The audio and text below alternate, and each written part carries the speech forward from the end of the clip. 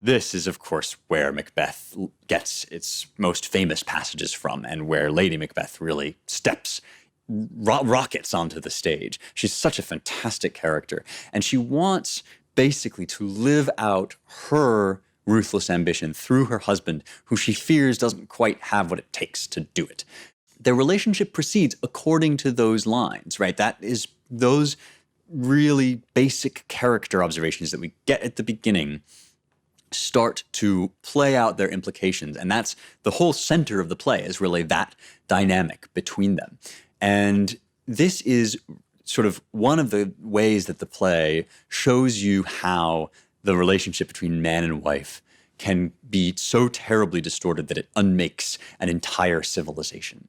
In my view, it's sort of the perfect picture of modern feminism, and not the feminism that says women should be able to vote, or the feminism that says, women should have equal rights under the law, all that stuff.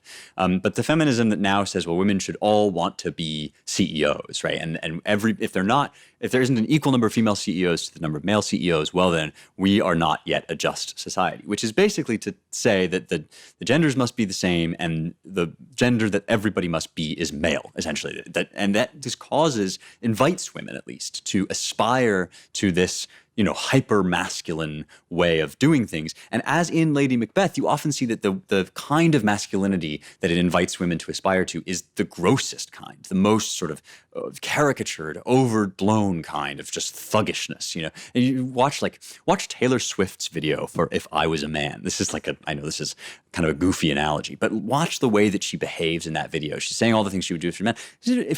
That's if you were a cad, if you were an untutored boy, the way she behaves. She's totally just, ruthless to all the, and Beyonce's "If I Was a Boy" is kind of like this too.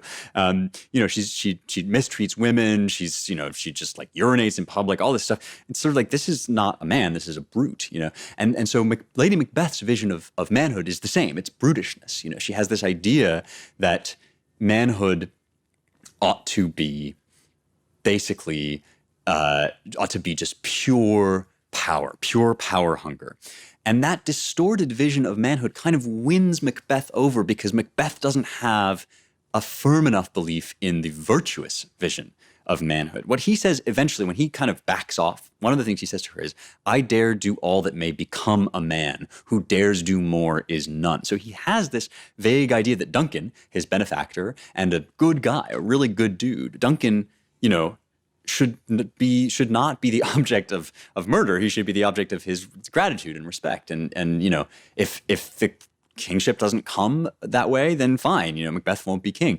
That would be a noble and in fact manly thing to do. But in that speech that I read at the beginning, and in a number of other speeches, Lady Macbeth basically just says, if you are not a man unless you follow through on this, unless you follow through on your plan to kill the king.